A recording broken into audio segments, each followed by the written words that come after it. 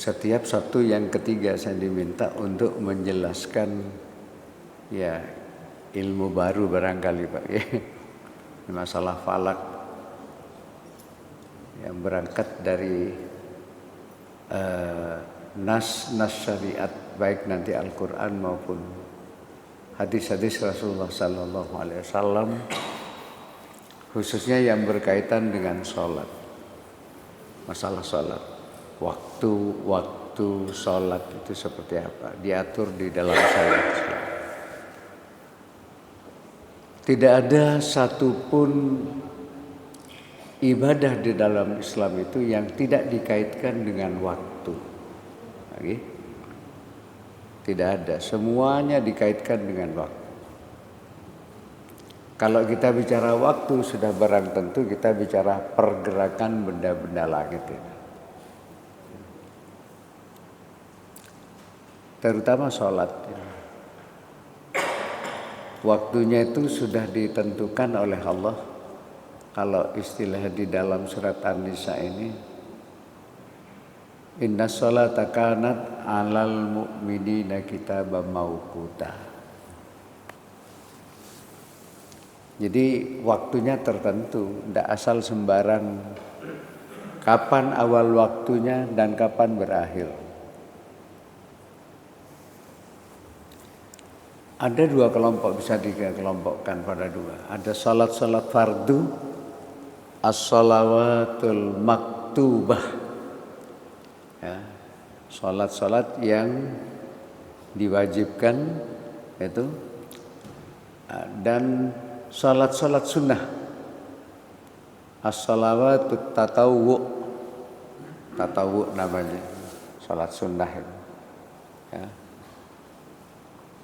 Nah, salat fardu itu meliputi ya 5 waktu itu.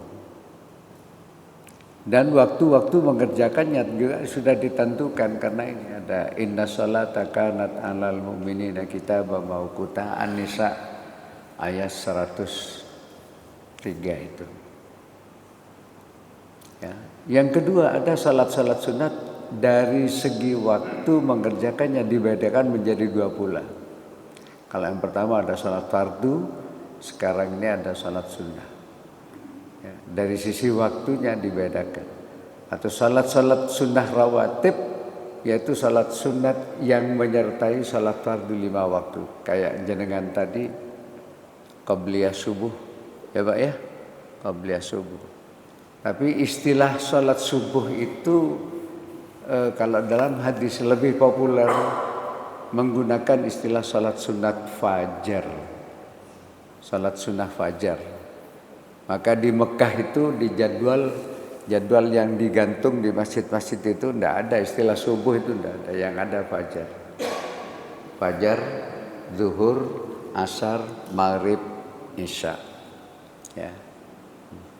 Nah, karena itu orang tidak paham, kadang-kadang salah pemahaman, dikira salat fajar itu salat tersendiri. Tidak.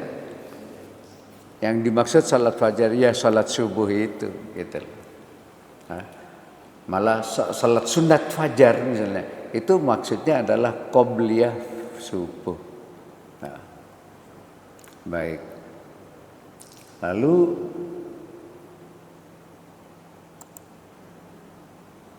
waktu-waktu salat fardu ini nanti yang kita bahas. Ya. Al-Quran itu tidak merinci, Pak ya. Al-Quran itu tidak merinci tentang waktu sholat, hanya memberikan isyarat saja, isyarat. Ya. Misalnya seperti yang kita lihat di dalam ya tadi itu An-Nisa ayat 103, dalam surat Hud ayat 114, wa aqimis salata tarafayan nahari wa zulafan minal lail innal hasanat yudhibna sayyi'at dzalika dzikra lidzakirin. Dirikanlah salat itu pada kedua tepi siang. Itu syarat. Pagi dan petang, tapi rinciannya seperti apa nanti hanya bisa kita temukan di dalam hadis-hadis Rasulullah Sallallahu Alaihi Wasallam. Ya. pagi dan petang dan pada bahagian permulaan daripada malam. Ya, permulaan malam. Lalu ini di dalam surat Al-Isra, aqimis shalah liduluki syamsi ila ghasaqil lail wa qur'an al-fajr. Fajar ini maksudnya adalah salat subuh ini. Ya Pak ya. Inna Qur'an al-fajri kana mashhuda. Dirikanlah salat dari sesudah matahari tergelincir duhur ya, sampai gelap malam, dan dirikanlah pula salat subuh. Karena sesungguhnya salat subuh itu disaksikan oleh malaikat. Ya.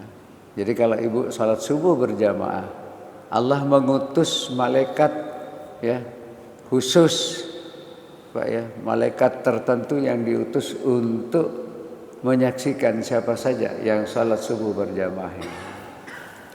Dalam salat Toha, surat Toha,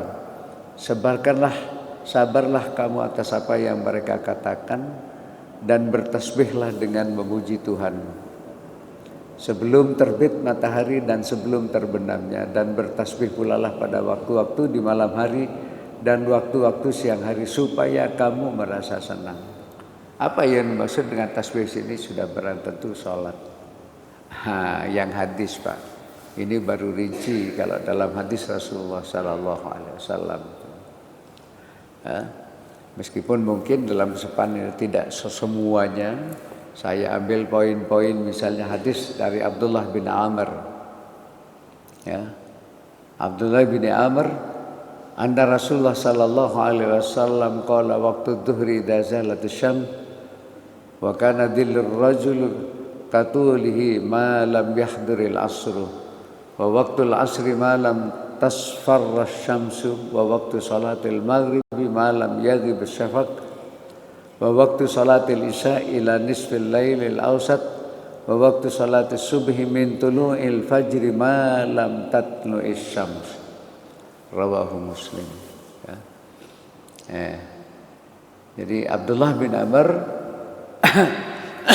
menceritakan Rasulullah bersabda, waktu duhur adalah ketika matahari tergelincir dan berlangsung hingga bayangan orang sama dengan badannya. Ya, selama belum masuk waktu asar. Waktu asar berlangsung sampai matahari belum menguning. Waktu maghrib berlangsung sampai hilangnya syafaq. Syafaq itu mega, itu mega merah. Biasanya ada, tapi tidak selalu. Waktu salat isya berlangsung hingga pertengahan malam, dan waktu salat subuh adalah dari terbit fajar sampai sebelum matahari terbit. Baik, ini hadis Jabir ini panjangnya, masya Allah Pak ya. Tapi disinilah kita nanti bisa mengerti. Para jamaah yang berbahagia, ketika Jibril datang ngajari Rasulullah Sallallahu Alaihi Wasallam sholat,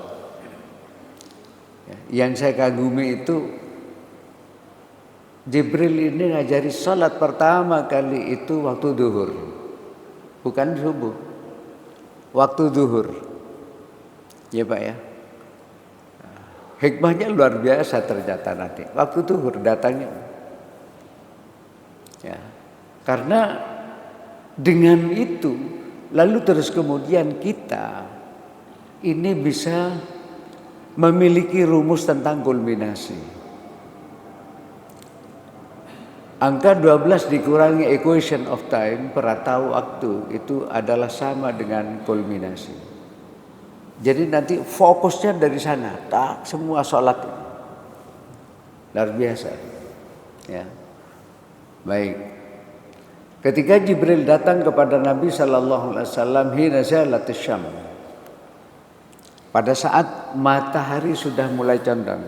Begini, kalau ini lurus, ini titik zenit di sini. Jadi kalau ini arah timur, matahari mencapai titik kulminasi, ya. Jadi nanti sedikit seret begini bergerak ke arah barat, lepas dari kulminasi itu duhur. Jibril datang. Lalu qalakum ya Muhammad fasulli dhuhrah. Muhammad, ayo bangun salat duhur. fasalli dhuhra faqama fasalla dhuhra thumma ja'ahu hina kana dhillu kulli syai'in mithlahu. Jadi salat itu dibimbing oleh Jibril. Jadi bermakmum Rasulullah sallallahu alaihi wasallam kepada Jibril. Salat duhur kapan? Hina zalatis syam, ketika matahari sudah condong ke arah barat ke arah timur. Ini kulminasi bergerak ke sini. Sudah mulai turun sehingga bayangan ini ada di sini. Nampak ya? Itu mulai salat duhur. Tsumma ja'ahu hina kana dhillu kulli syai'in mithlahu. Faqala kum fasallil asra faqama fasallal asra tsumma ja'ahu dan seterusnya. Okay. Lalu Jibril datang lagi kepada Rasulullah sallallahu alaihi wasallam ya, ketika bayangan benda yang tegak lurus itu sudah sama panjangnya dengan bendanya. Jadi kalau asar itu begini, coba sampean perhatikan, ini ada tongkat ini lurus. Ketika duhur matahari di sini, seret begini, bayangan ini di sini. Semakin turun asar itu, maka benda ini, bayangan ini akan semakin panjang ke arah timur. Ketika sama panjang begini ini, salat asar. Ayo salat asar. Kata, fasallal asra. Lalu keduanya salat asar. Ini cara ngajari Rasulullah. Ya, Jibril ngajari Rasulullah. Kum fasalli, ayo bangun. Ayo salat. Salat asar, fasallil asra. Ya, faqama fasallal asra. Tsumma ja'ahu hina ghabatis syamsu. Setelah itu Jibril datang ketika matahari sudah terbenam. Ghabatis syamsu faqala kum fasallil maghribah. Maka Rasulullah sallallahu alaihi wasallam faqama fasallal maghribah. Kemudian Rasul melakukan salat maghrib. Thumma makatha hatta dhahaba syafaq faja'ahu faqala kum fasallil isya faqama fasallaha. Ya. Lalu Jibril tetap di situ, di tempat itu diam gitu. Lalu kemudian setelah syafaq merah, mega merah yang muncul di ufuk barat. Tapi ini masalahnya tidak selalu muncul, tidak selalu kelihatan. Apalagi pas mendung gitu ya Pak ya. Pas musim hujan, karena munculnya syafaq merah itu tergantung kepada banyak unsur. Partikel-partikel yang ada di udara pada saat itu, misalnya tekanan udara, suhu udara berapa pada saat itu berpengaruh. Nah, itu. Jibril datang hingga hatta kayak mulai maghrib itu. Maghrib itu sudah muncul syafaq merah itu. Lah ketika hatta dhahaba syafaq, ketika syafaq merah itu hilang, faja'ahu faqala tsumma qul kum fasallal isya. Hei Muhammad, ayo bangun, kita salat isya. Lalu Rasulullah salat isya. Tsumma ja'ahu hina syata'al fajr. Lalu kemudian Jibril datang lagi ya. Bis subhi faqala kum ya Muhammad tasalli faqama. Lalu Muhammad Rasulullah kemudian berdiri, fasalla subha wa ja'ahu minal ghadi. Oke, panjang udah. Mari saya lihat aja sampai maknanya ini. Jadi asar, setelah itu maghrib, berdiri dan mengerjakan salat maghrib. Nabi berdiri dan mengerjakan salat maghrib. Kemudian Jibril tinggal di situ sampai hilangnya syafaq. Katakan tadi. Mega merah itu hilang. Nanti ada ulama kita yang meneliti, mulai munculnya mega merah saat maghrib itu sampai dengan hilangnya. Itu ada yang meneliti konon lamanya kurang lebih 1 jam 8 menit. Kalau 1 jam 8 menit itu dikonversi ke dalam satuan derajat, itu kurang lebih 17 derajat. Jadi ketika maghrib itu begini, ini ufuk misalnya Bapak, ini ufuk horizon, katakanlah air laut lah kalau di tempat kita ini, ya. Maghrib itu begini, nanti ada penjelasannya di belakang, nanti saya beri ulasan. Kita baca ini hadisnya dulu, ya. Ayo salat isya. Maka Nabi berdiri dan mengerjakan salat isya. Kemudian Jibril datang lagi kepada Nabi ketika fajar menyingsing, mulai subuh, ya, memulai subuh dan berkata, berdirilah wahai Muhammad dan kerjakan. Ayo kita kontrol salat subuh. Maka Nabi mengerjakan salat subuh. Pada keesokan harinya Jibril datang lagi kepada Nabi dan ketika bayangan benda sama panjang dengan bendanya dan berkata, berdirilah kerjakan salat duhur.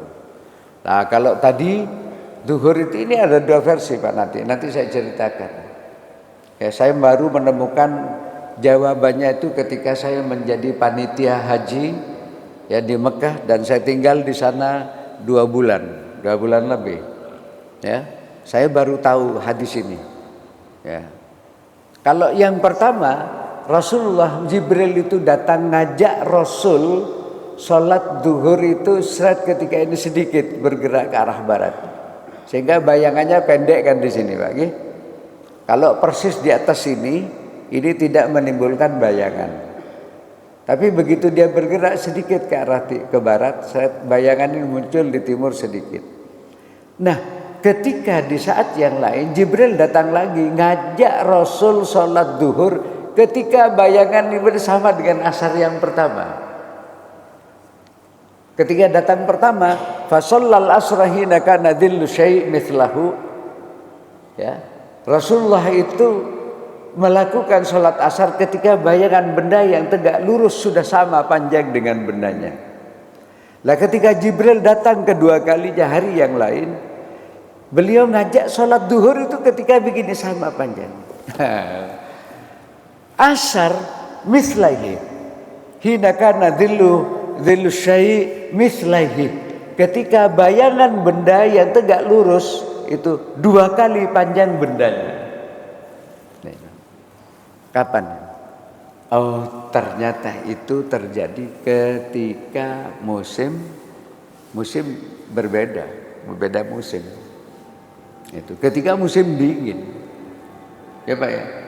Musim dingin itu posisi matahari Mekah itu ada utara mana sana? Oh, utara mana? Sana ya. Oke. Mekah itu 21 derajat. Kalau di sini ekuator, Mekah itu 21 derajat. Ya Pak ya. 21 derajat. 34 menit 15 detik di utara ekuator. Lah ketika matahari bulan Desember, Januari, Februari seperti sekarang ini, ya, matahari itu ada di sini, paling utara, terutama pada bulan Desember, tanggal 22 itu matahari notok paling selatan. Jaraknya berapa? 22 derajat, 23 derajat. Rata-rata 23 derajat, 27 menit. Ada di sini. Jadi jauh sekali kan? Akibatnya Mekah musim dingin.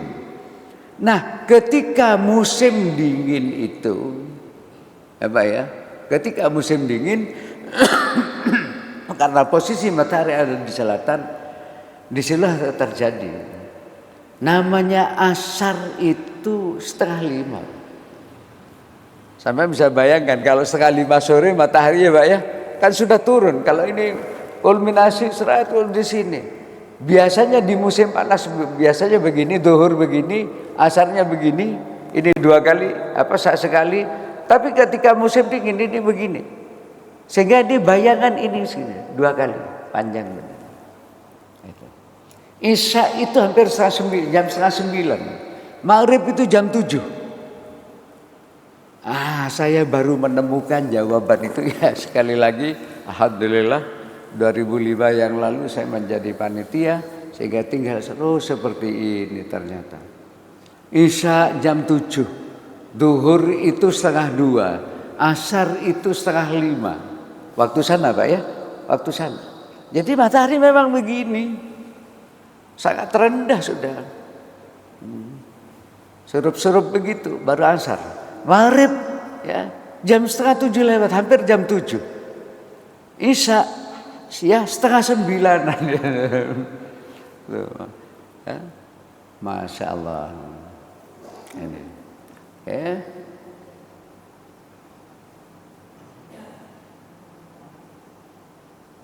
Baik, lanjut. Lanjut aja kita, ini masih artinya ini tadi. Hadis yang ketiga ini. Nah, ini. Ya sama tadi anunya. Cuma ini dari Ibnu Abbas. Rasulullah sallallahu alaihi wasallam bersabda, Jibril pernah mengimami saya untuk salat di Baitullah 2 kali. Ia salat duhur mengimami saya ketika matahari tergelincir dan membentuk bayang-bayang sepanjang tali sepatu. Ya Pak ya. Nih, lebih jelas di sini matahari, posisi matahari ini tali sepatu. Seberapa sih tali sepatu kan? Ya toh? Dan salat asar mengimami saya pada saat bayang-bayang sama panjang dengan bendanya. Yang pertama ini. Selanjutnya ia salat mengimami saya, maksudnya salat maghrib ketika orang berpuasa berbuka. Ia salat isya mengimami saya ketika syafaq hilang syafaq. Ia salat fajar subuh mengimami saya ketika makanan dan minuman tidak boleh lagi disantap oleh orang-orang yang berpuasa. Sabar-sabar, tidak ya. Kemudian pada keesokan harinya ia salat duhur mengimami saya ketika bayang-bayang sama panjang dengan bendanya. Ketika seperti asar pada musim panas. Tuh. Ia salat asar mengimami saya ketika bayang-bayang 2 kali panjang bendanya. Ia salat maghrib mengimami saya ketika orang berpuasa berbuka. Ya salat isya mengimami saya ketika menjelang berakhir sepertiga malam. Ini menunjukkan boleh kita mengerjakan salat isya tengah malam, ya Pak ya, lepas dari tengah malam. Menjelang berakhir sepertiga malam, dan salat fajar atau salat subuh mengimami saya ketika subuh sudah sangat terang, asfara jiddan. Nanti di belakang nanti akan ini pengantar aja ini. Ya, baik. Lalu ada hadis dari Abu Qatadah. Ya, hadis dari Qatadah itu potongannya sebagai berikut ini. Qala amma innahu laisa fil yaumi tafritun innamat tafrit ya ala man lam yusalli salata hatta yaji'ah waktu salatil ukhra. Rasul bersabda, ingatlah ketiduran orang yang tertidur hingga tidak sempat sholat pada waktunya bukanlah kelalaian dalam sholat. Kelalaian itu adalah tidak mengerjakan sholat hingga masuk waktu sholat berikutnya. Baik, lanjut kita.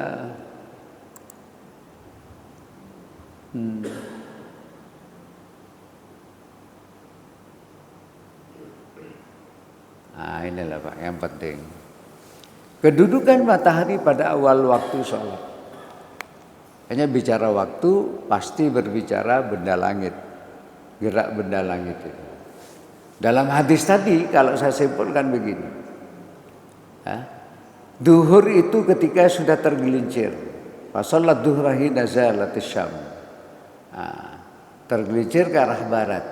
Ketika musim panas Rasul menunda pelaksanaan sholat. Boleh ditunda kalau panas nemen gitu Pak ya. Jadi matahari sudah melewati titik kulminasi. Bila kita membicarakan kedudukan matahari, maka yang dimaksud adalah kedudukan titik pusat matahari. Jadi yang benar itu titik pusatnya mana?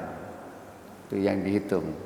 Saat kulminasi titik pusat matahari berkedudukan di meridian. Meridian itu persis di atas ini. Kulminasi. Dengan demikian hadis tersebut menjelaskan kepada kita bahwa waktu duhur itu mulai masuk ketika matahari sudah lepas dari meridian, artinya sudah mulai bergeser ke arah barat dan menuju ke arah barat. Keadaan inilah yang dimaksud dengan tergelincir ke arah barat. Hina zalatis syam. Ketika musim panas, Rasul menunda sholat duhurnya tidak langsung Pak. Ini hadis ini. Ya, idza istaddal bardu bakkara bis shalah wa idza istaddal har abrada bis shalah. Nabi itu bila cuaca sangat dingin menyegerakan dilakukan salat, tapi sebaliknya bila cuaca panas beliau mengerjakannya ketika udara mulai dingin. Katakanlah kalau di sini zuhur misalnya jam 12 itu langsung Nabi menunda. Nanti hadis berikutnya ini. Ya. Ya. Di sini ada dijelaskannya. Dari Abi Dzar radhiyallahu anhu. Fi safarin fa arada al-muadzin ay yu'adzin. Faqala Rasulullah sallallahu alaihi wasallam abrid marrataini aw thalathan. Abu Dzar menceritakan kami dulu pernah dalam perjalanan bersama-sama dengan Rasulullah sallallahu alaihi wasallam, panas, udara panas. Itu. Hatta ra'aina. Nah, ketika itu fa aradal muadzin, salah seorang sahabat itu ingin segera adzan karena sudah mengetahui matahari tergelincir. Ya, Pak ya. Lalu Rasulullah sallallahu alaihi wasallam mencegah itu. Fa aradal muadzin ayyadina dhuhrah, maksudnya mau salat adzan zuhur. Abrid, Rasul mengatakan, abrid marrataini aw thalathan. Tunggu dulu. Tunggu nanti setelah agak dingin. Abrid itu maksudnya setelah agak dingin. 2 atau 3 kali beliau menyatakan itu. Hatta ra'aina fai'at tulul. Nah, ini kok kepedet ini kok. Terputus ini ya. Wah, ini kok macet.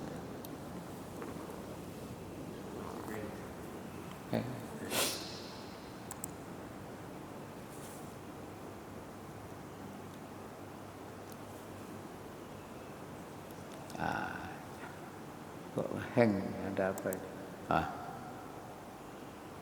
Ya, oke. Ini kok aduh bersih. Waduh, pedet. Oke. Oleh Rasulullah, sahabat yang mau adzan zuhur itu disuruh tunda dulu. Nunggu agak dingin, gitu ya. Nunggu agak dingin. Jadi boleh menunda zuhur, tapi kalau musim panas, ya musim panas sana kan beda Pak dengan musim panas kita. Ya Pak ya. Kalau musim panas di negara kita, negara tropis ini masih bisa diatasi oleh kita Pak. Kalau sana betul-betul panas Pak. Mekah itu kalau anget, Madinah itu sangat panas. Kalau Mekah sejuk, Madinah itu sangat menggigil sampean kalau Madinah ya. Saya pernah di sana -6 derajat Pak. Di Madinah 6 derajat, masya Allah, menggigil. Dan kelembaban rendah. Jadi ibu-ibu kalau buka kerupuk di sana itu di Madinah itu, meskipun semalam sampean taruh di luar, itu besok tetap renyah. Karena kelembaban sangat rendah di sana. Wah, angin luar biasa, panas, angin tapi luar biasa. Sarung itu begitu selesai dicuci, digantung aja sebentar udah kering gitu. Ya. Ya Allah, saya kadang-kadang kalau ingat itu, saya lalu teringat ketika Rasulullah dulu hijrah dari Mekah ke Madinah Pak ya, dengan sarana yang amat sangat terbatas gitu, kayak apa tersiksanya, kurang lebih 500 kilo Pak, jalan, masya Allah.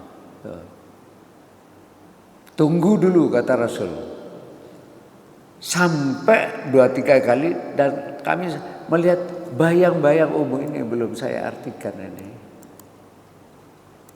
Fai'atulul itu maksudnya bayang-bayang, kemarin saya belum buka kamus soalnya. Bayang-bayang bukit. Atulul itu bukit. Baru adzan itu setelah kami melihat bayang-bayang bukit, kata Abu Dzar. Ya.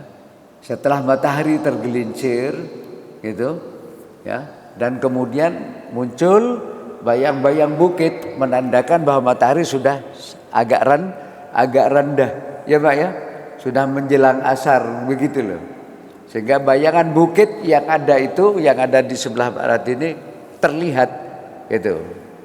Dulu ketika mataharinya di sini, ini bukitnya di sini, tidak bayangan bukit ini malah jatuh ke sana. Nah setelah matahari bergerak ke arah barat, bayangan bukit ini ke sini kan. Nah itulah ketika matahari sudah mulai mulai turun dan cuaca sudah dingin itu. Ya. Adapun akhir waktu duhur adalah sebelum tibanya waktu asar. Hadis Jabir tadi yang panjang saya potong, malam yahdur waktul asri. Ya. Menurut Ibnu Hajar Al-Asqalani dalam kitab Fathul Bari. Kitab Fathul Bari itu Pak syarah Sahih Bukhari. Para ulama berbeda pendapat tentang batas pengunduran waktu sholat duhur. Ada yang menyatakan sampai bayang-bayang itu sahasta panjangnya setelah tergelincir. Ada pula yang mengatakan seperempat dari tinggi barang, tinggi benda yang tegak lurus itu. Ada yang mengatakan separuh, sepertiga, dan masih ada pendapat lain. Tetapi yang lazim bahwa hal itu berbeda bergantung lingkungan dan suasana. Hanya saja tidak sampai akhir waktunya. Jadi boleh ditunda. Kalau memang panas betul, salat duhur itu boleh. Yang penting tidak sampai hilang waktunya, habis waktunya. Asar sekarang di saya sudah. Ya. Dalam lanjutan hadis di atas disebutkan bahwa Rasul melakukan salat asar ketika bayang-bayang sebuah benda tegak lurus sudah sepanjang bendanya. Fasallal asra hina sara atau kana dalam hadis yang lain dhillu kulli syai'in mithlahu. Dhillu kulli syai'in mithlahu.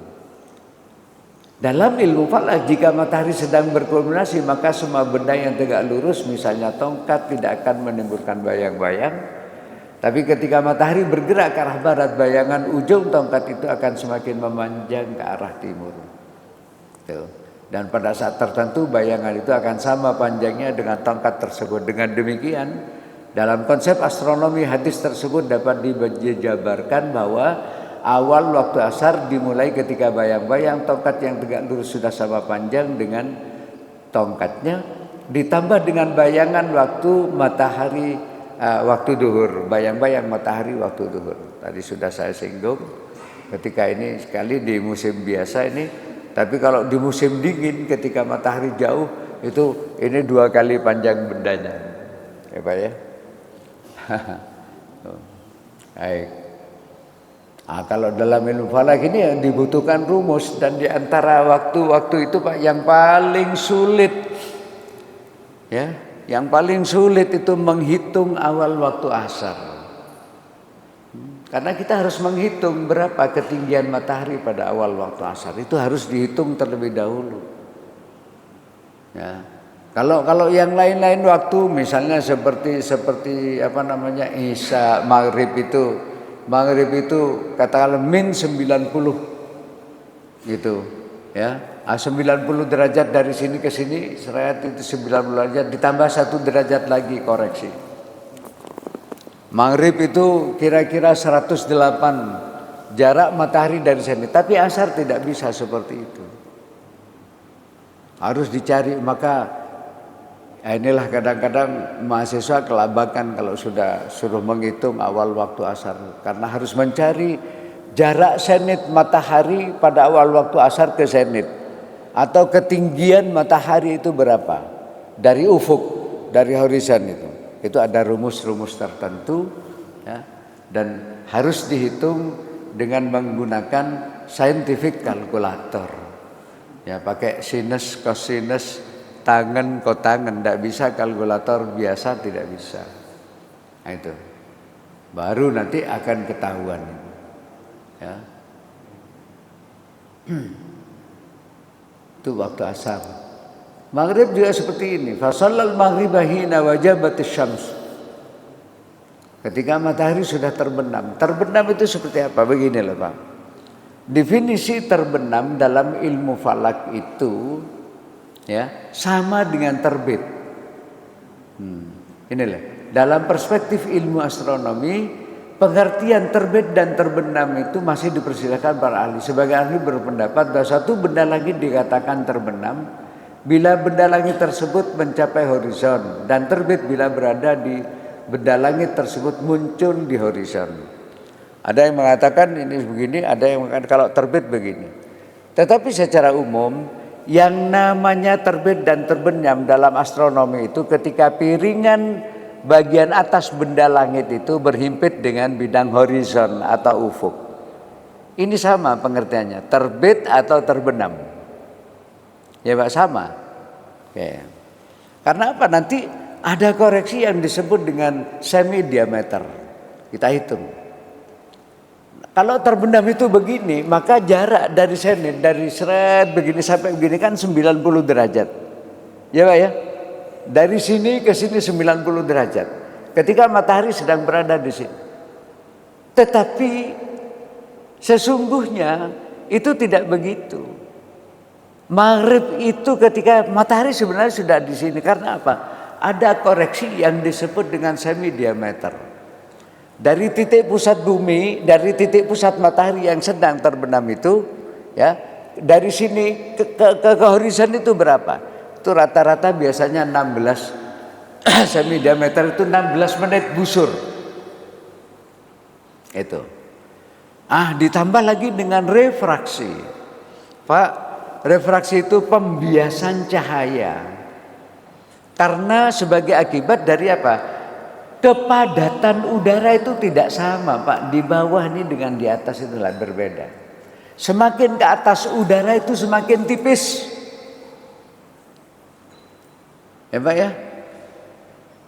Maka para pilot pesawat tempur itu di helmnya itu kan ada oksigen itu, bantuan itu. Karena semakin tipis, semakin tinggi ke atas semakin tipis.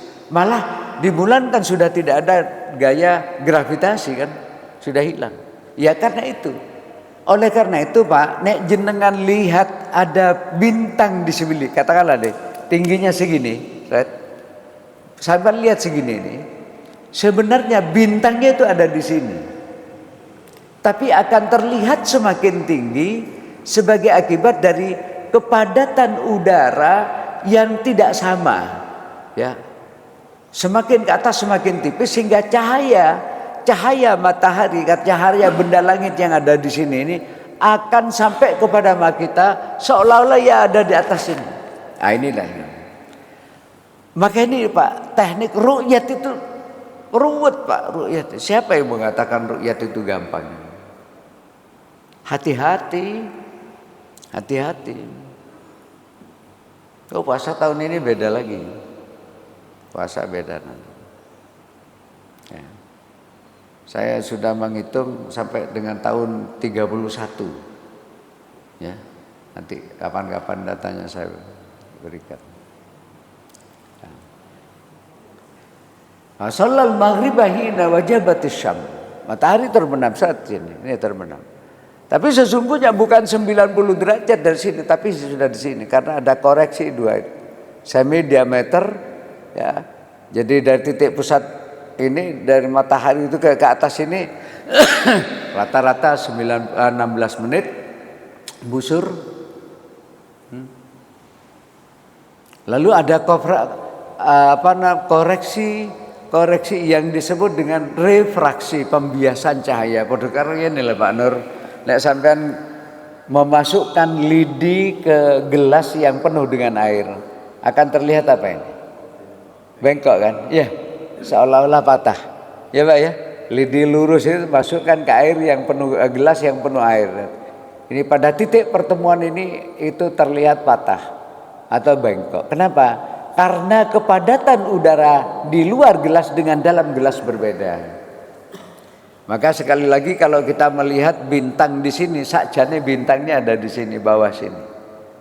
Ya, terlihat lebih tinggi karena terjadi pembiasan cahaya, ya, pembiasan sebagai akibat dari kepadatan udara yang tidak sama antara bawah dengan maghrib.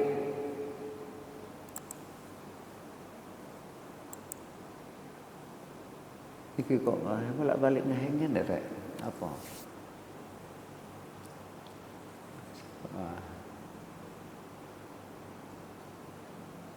Nah inilah penjelasannya ada di sini yang saya katakan tadi. Koreksi refraksi. Kapan salat maghrib berakhir? Ya ketika malam yaghibis syafaq. Waktu maghrib berlangsung sebelum hilangnya mega merah. Malam yaghibis syafaq.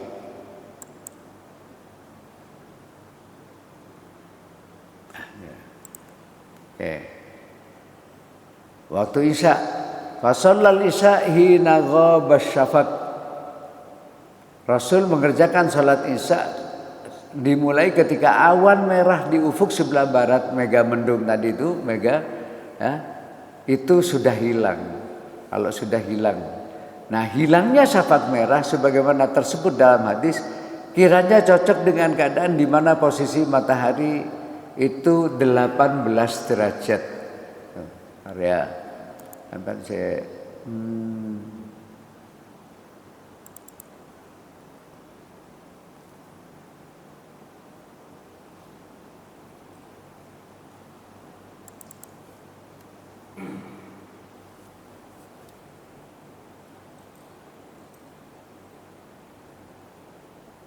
apa kok ini?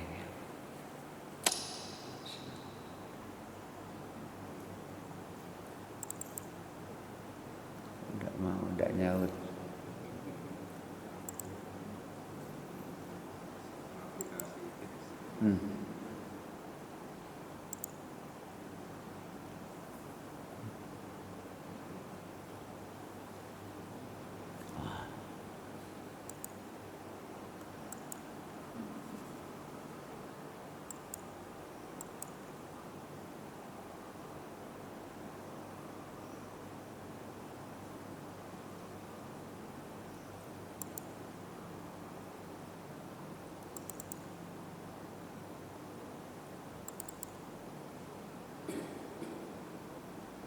Dasar praktis mana tulisan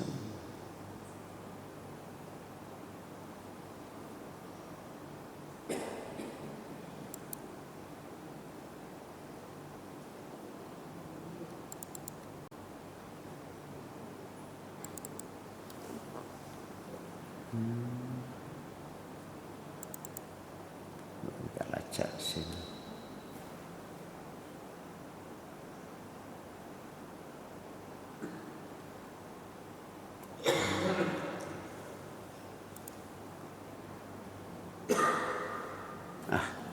Insyaallah kok ketemu ini rek.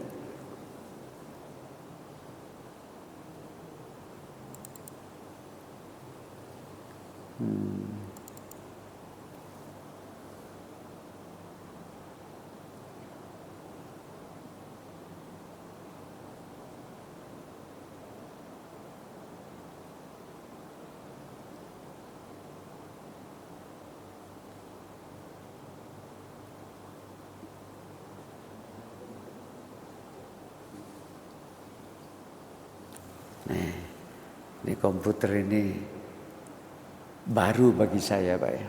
Mereknya Hewlett Packard. Ini adiknya ipar saya yang dari Amerika bawa ini, tapi ini sudah second. Jadi original dari Amerika Pak. Jadi bukan. Jadi saya baru aja ini. Kurang familiar. Komputer saya sendiri rusak di servis ceritanya, saya ongkosnya sudah saya bayar. Ternyata yang nyervis pindah ke Papua. Hilanglah Pak. Ya, hilang. Komputer saya itu ya, laptop ini hilang akhirnya. Aduh. Makanya saya ini pakai ini, saya minta ke adik itu, aduh ini malah ngehang ini. Allah Rabbi. Apa ya? Oke Mas, sampean bisa bantu saya. Mas itu kok balik-balik hang ini, ada apa ini? Hah? Iya.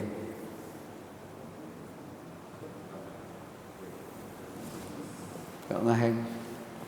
Ini jalan sudah. Oke. Ya, jalan sudah. Jalan.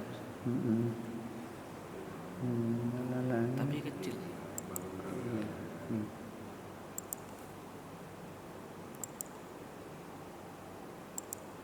Coba dipakai ini Ustaz. Satu-satu. Pakai ini aja. Iya. Tapi satu-satu. Ya iya, enggak apa-apa.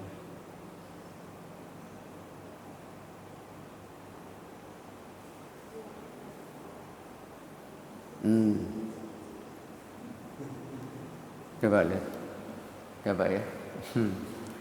Dari sini saya lihat ke bawah sini itu kan 90 derajat itu. Ya Pak ya. 90 derajat. Matahari terbenam di sini. Ya. Yang namanya maghrib itu tidak persis di sini. Sedikit ke bawah 91. Kalau persis di sini 6 derajat kemudian dari sini ke sini itu disebut dengan civil twilight. Civil twilight itu daratan itu Pak sudah mulai gelap. Ya Pak ya, sudah mulai gelap sehingga semua kendaraan yang bermotor itu wajib menggunakan lampu. Ya kecuali di Surabaya, zuhur pun pakai lampu. Lalu semakin turun 12 derajat di bawah ufuk, ini ufuknya nih, turun ke sini, ya disebut dengan nautical twilight. Bapak, ketika daratan itu sudah gelap, lautan itu masih terang benderang loh Pak. Di lautan itu masih terang benderang karena bias matahari yang sedang terbenam itu masih kuat sekali. Gitu loh, ya. Tapi setelah 12 derajat itu sampai di sini matahari itu posisi di sini, maka namanya matahari sudah mulai gelap betul sehingga kemudian kapal-kapal perahu wajib menyalakan lampu. Sampai enggak percaya Pak, jalan atau tidak jalan seperti kapal-kapal perang angkatan laut meskipun parkir itu wajib menyalakan lampu. Karena kalau gelapnya lautan itu beda dengan gelapnya darat. Nah, Isya itu kira-kira di sini min 18 ini. Matahari itu sudah ada di sini. Isya. Ya. Min 18 yang disebut dengan astronomical twilight itu. Ya. Ketika maghrib sampean hanya bisa melihat bintang tertentu, paling Venus yang sampean bisa lihat bintang tertentu. Tetapi bintang yang lain belum. Ketika posisi matahari sudah ada di bawah sini, 18 derajat dari sini ke bawah, saat Isya dimulai itu posisinya di sini, maka para astronom itu sudah bisa melakukan penelitian karena bintang-bintang sudah mulai muncul yang asalnya tidak terlihat menjadi terlihat sekarang. Ya, jadi para jamaah yang berbahagia, ya, jadi sekali lagi, ya, diatur sedemikian rupa di dalam di dalam syariat itu waktu-waktu sholat itu. Terus, kapan berakhirnya? Hina dhahaba nisfal laili au qala thuluthul lail. Adapun akhir waktu sholat Isya sampai separuh malam atau ada pula yang mengatakan sepertiga malam. Tapi yang jelas hatta yaji waktu salatil ukhra. Namun demikian menurut Sayyid Sabiq dalam kitab Fikih Sunnah, ketentuan di atas adalah waktu yang terbaik, sedang waktu yang dibolehkan adalah hingga datangnya waktu salat yang lain, seperti yang dinyatakan Rasul sendiri dalam riwayat Muslim. Hatta yaji waktu salatil ukhra. Itulah. Terus kemudian fajar subuh ini Pak, waktu subuh. Dalam hadis Jabir dikatakan fasallal fajr hina barakal fajr. Mengerjakan salat subuh Rasul itu ketika fajar telah bercahaya. Fasallal fajr hina barakal fajr. Karena ada dua Pak, ada dua hadis. Yang satu ini saya tambahkan aja. Yang satu ini ketika masih gelap, Rasul itu melakukan sholat subuh.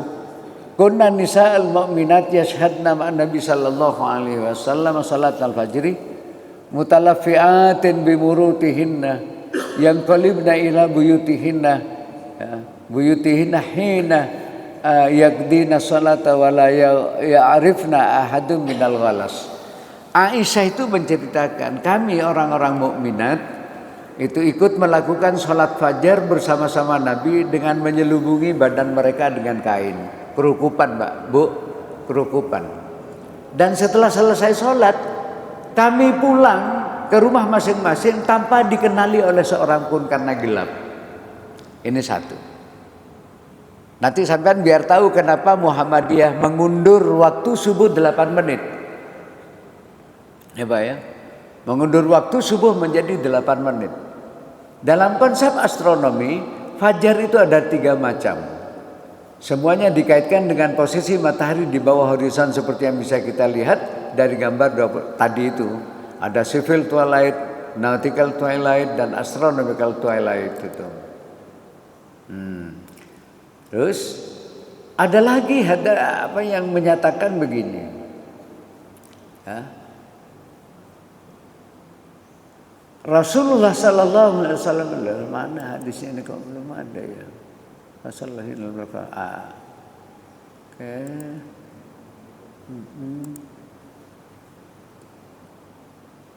Rasul pada satu saat melakukan salat subuh itu dalam kondisi hina asfara jiddan.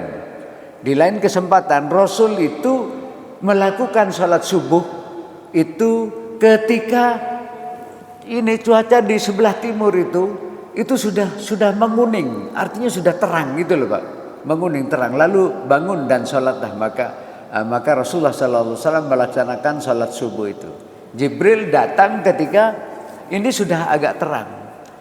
Lah Muhammadiyah itu mencoba meneliti antara gelap betul dengan menguning ini, ya apa caranya? Maka kita melakukan penelitian Bapak seluruh Indonesia. Ya, dilakukan penelitian dengan menggunakan alat canggih yang dikoneksi ke komputer yang disebut dengan sky quality meter. Kita mencari lokasi Pak itu di pantai yang sama sekali tidak boleh ada cahaya, tidak boleh ada satu lampu pun ya Pak, tidak boleh ada di pantai itu.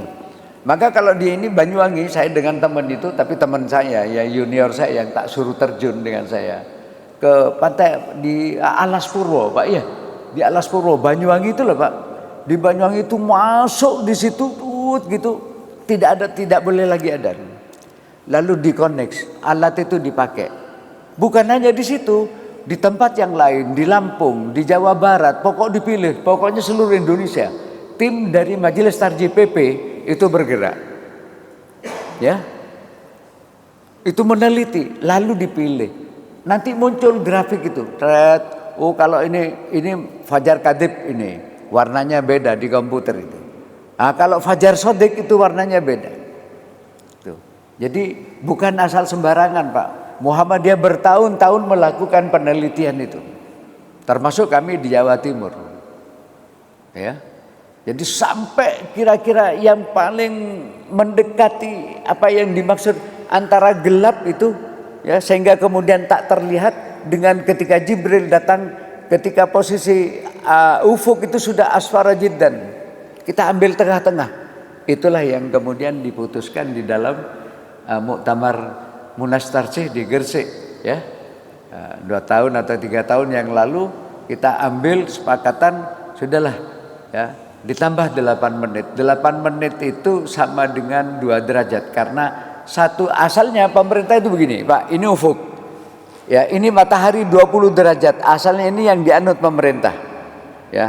Tetapi dalam penelitian kami beberapa kali daerah ketika matahari posisi ini belum muncul Fajar Sodik itu, karena sekali lagi kemunculan Fajar Sodik itu tergantung kepada tekanan udara ya, wilayahnya, musimnya itu berpengaruh semua.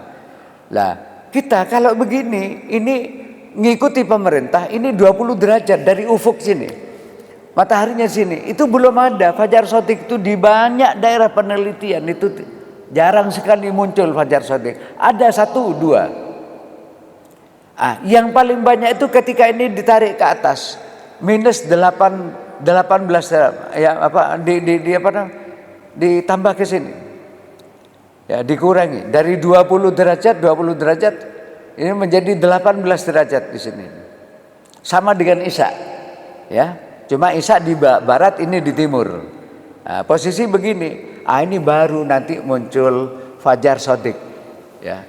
Di berbagai daerah itu yang kita tulis, mulai Lampung, Ambon, terus kemudian sampai Papua lah. Pokok seluruh Indonesia itu kami teliti dan tidak sekali.